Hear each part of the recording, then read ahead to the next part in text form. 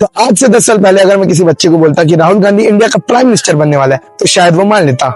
लेकिन अगर मैं उसे बोलता कि फ्यूचर में बच्चे पेपर लीक से इतना परेशान हो जाएंगे कि उन्हें सड़क पर उतरना पड़ेगा और एक ऐसी पार्टी का जन्म होगा जिसका नाम कॉकरोच जनता पार्टी होगा, तो शायद वो हंस देता। कुछ मेजर इन्वेस्टिगेशन के हिसाब से हमारे देश में 21 स्टेट में 220 पेपर लीक के इंसिडेंट पिछले 2 डेकेड्स में हुए हैं और ये पेपर लीक के इंसिडेंट्स की वजह से डायरेक्टली या इनडायरेक्टली 1.5 करोड़ बच्चे पिछले 20 सालों में इफेक्ट हुए। अब सोचिए, 1.5 करोड़ बच्चों का खुद से भरोसा तो उठा ही, इनफैक्ट सिस्टम से भी ट्रस्ट उठ गया और यही ट्रस्ट इश्यूज और सिस्टम के लूप होल्स की वजह से कॉकरोच जनता पार्टी जैसे मूवमेंट्स ने जन्म लिया। अब बात आती है लीडरशिप की। 10 जून को मोदी जी ने नेहरू जी का रिकॉर्ड तोड़कर longest serving prime minister of India बन गए। उसके लिए उन्हें बधाई। और ये बात फैक्ट है कि सेक्टर्स जैसे डिफेंस और यूपीआई में मोदी जी ने रिमार्केबल प्रोग्रेस दिखाई है। लेकिन ये भी एक फैक्ट है कि इंडियन एजुकेशन सिस्टम में स्टूडेंट्स स्टिल मोदी जी से सवाल पूछने में मजबूर है कि पेपर लीक कंट्रोवर्सी रिपीट क्यों होती है, रिक्रूटमेंट डिलेज बार बार हेडलाइंस क्यों बनती हैं, और सबसे इंपॉर्टेंट, स्टूडेंट को अपनी मेहनत से ज्यादा शक सिस्टम पर क्यों है।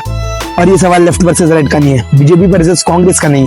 ये सवाल हर उस बच्चे का है जो सुबह 5 बजे उठकर पढ़ाई करता है और अपने फैमिली के एक्सपेक्टेशन एग्जाम हॉल में लेकर जाता है और फिर उससे पता चलता है कि पेपर लीक हो जाता है और मीडिया में चर्चे खान सर को फैजल खान बनाने में। प्लस गवर्नमेंट को एक ही मैसेज, आप प्रोटेस्ट इग्नोर कर सकते हो, आप हैशटैग्स इग्नोर कर सकते हो, पर एक जनरेशन का ट्रस्ट लूज करना किसी भी डेमोक्रेसी के लिए एक महंगा सौदा होता है। ये आखिरी में सवाल कॉकरोच जनता पार्टी का नहीं है, पेपर लीक का भी नहीं।